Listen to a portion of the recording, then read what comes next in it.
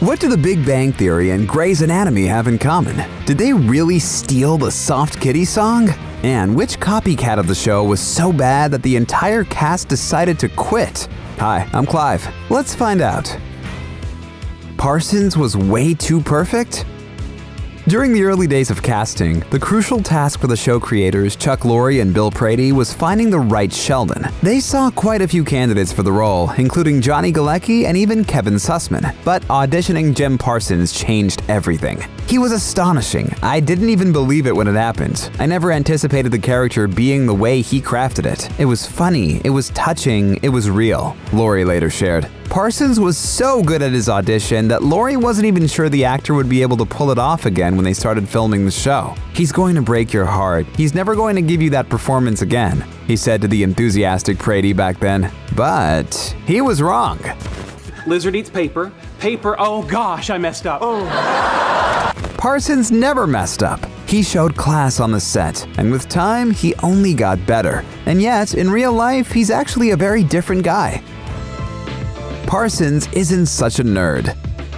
Are you a fan of Star Trek and dream of discussing the show with Sheldon Cooper? Then let me disappoint you. You can't do it in real life because the actor behind him has never seen a single episode of the series. And he even gets embarrassed when fans ask him questions about Star Trek. Jim has never been interested in science fiction. When he was a kid, he loved watching Three's Company, Family Ties, and The Cosby Show. And these days, Parsons likes American Idol, Grey's Anatomy, and Friday Night Lights. Yeah, I don't think that those are shows Sheldon would ever be interested in. But Jim's differences from his character don't end there. He's also very much into sports, namely tennis, baseball, and basketball. And when he was at school, he failed a science class.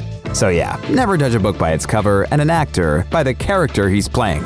You might wonder why Jim auditioned for Sheldon in the first place if he's not really into science. We'll tell you more about that a bit later. And now, let's talk about his co-stars. What you never noticed about Leonard. We're so used to this character's look that it's even strange to see what Johnny Galecki really looks like in real life. Without Leonard's hoodie and glasses. Kinda weird, right? But in fact, Dr. Hofstadter could have had a bit of a different image. At one point, the directors wanted to remove his glasses because they created a glare on the camera, but Galecki was totally against it. He wanted Leonard to wear glasses, so he found a solution. "I quickly popped out the lenses, and that's the movie magic behind that," Johnny shared. But it didn't save them from occasional trouble. Once during shooting, Johnny accidentally put his finger through the empty frame to scratch his eye. The directors immediately started laughing and yelled, "Cut!" Sheldon doesn't have a balls. Yeah, that kinda killed the moment, but I bet it looked funny. It's all about family. The set became a second home for all of the show's stars, and some of them actually brought their real-life family members there as well. You know, to feel even more at home. Kaylee Cuoco, for example, had her father present at the taping of every episode of the show. That's right, he was there while making all 279 episodes in all 12 seasons. Quite impressive, huh?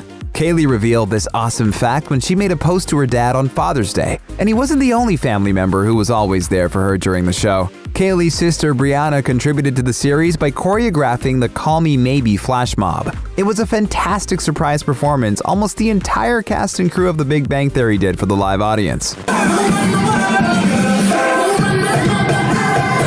The dance looked awesome, and since we're on the topic of music, Soft Kitty was plagiarized?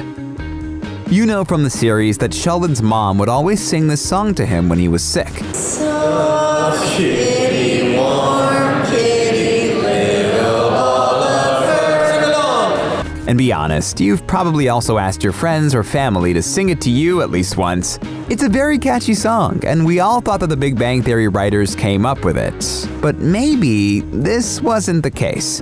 A few years ago, the children of the late Edith Newlin, a teacher who wrote a book titled Songs for the Nursery School, published in 1937, claimed that the famous song was a total ripoff of their mother's rhyme. They even took the case to court. That's how much they wanted to prove the real origin of Soft Kitty. The litigations took about 2 years, and CBS came out victorious. The court said that the plaintiffs couldn't prove that they had the copyright to the song, but I bet that no one would ever file a copyright infringement case about another catchphrase from the show. The origins of Bazinga.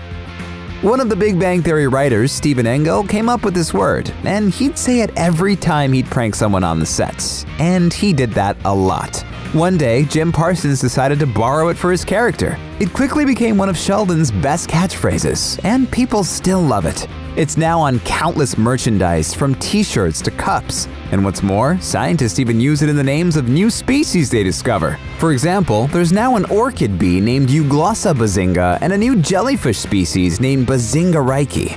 Amazing, isn't it? And since we're talking about Sheldon again, Jim's biggest audition mistake. When Parsons decided to audition for the show, he had no idea what it would be, and he also didn't even know who the genius was behind it. Let me explain. In the sitcom world, Chuck Lorre is kind of a big deal. He's created such popular shows as 2.5 Men and Dharma and Greg. But even being an actor, Jim had no idea who he was. And when he was offered a chance to try for a role in Chuck's series, he thought they were talking about Chuck Woolery, a former game show host. I thought, why are they so excited about it? We should see what the man has to offer before we're like, it's a new Chuck Woolery pilot, the actor told David Letterman. Looks like Jim isn't a fan of game shows. Anyway, we're glad that he eventually figured out what all the fuss was about. How the Big Bang could have been very different. All shows undergo changes while the scripts are being written, but The Big Bang Theory's transformation was probably the most considerable ever. Initially, it had a very different plot that included other actors, and some main characters even had other personalities. There was no Raj and Howard at all. And instead of Penny, there was Katie, a much meaner new neighbor and love interest for Leonard. You tell him, Skippy. My name is Sheldon. Go with Skippy. During the test run, viewers hated her, so the writers decided to create a new character who'd still be a challenge for the guys, but much sweeter and kinder. And initially, Sheldon was also a very different guy. Instead of the awkward and asexual Dr. Cooper we know and love, the character could have been more like Howard from the first season. Originally, Sheldon had a pretty big libido, possessed quite a few adult magazines, liked women with big butts, and even had intercourse with a woman at a Star Trek convention. Don't know about you, but I'd like this version of Sheldon much, much less. And here's one more thing. Will Wheaton could have been a villain. Well, sure, he was a villain at the beginning with all the times he deceived Sheldon, but after a while, he became his friend. And yet, Will himself enjoyed playing a villain much more. My function in scripted entertainment is to be the guy you love to hate. In an interview with Larry King, Wheaton shared that he once posted on Twitter that he loved the show. The Big Bang Theory writers saw it and decided to offer him a small role. Of course, Will was interested and quickly became one of the most memorable guest stars in the series. And even though he eventually became Sheldon's ally, he still found it more interesting to play a villain and kept on calling his character Evil Will Wheaton. Share in the comments below which version of him you loved more. Pros at fake eating? Pretty much every episode of the show features a scene with the gang gathering around the table full of food. But now try to recall how many times you saw them actually eating their food. Most of the time, the actors would just push it around on the plate or pretend to chew something. And in fact, it's easy to understand why they couldn't really eat. After all, when you have to say your line, it's hard to do it with food in your mouth. What about a mouthful of rice? Here's how Kunal Nair explained it. It's tricky. You have to time your bites with the joke. Sometimes you choke. Yeah, it can get dangerous. But I think we may...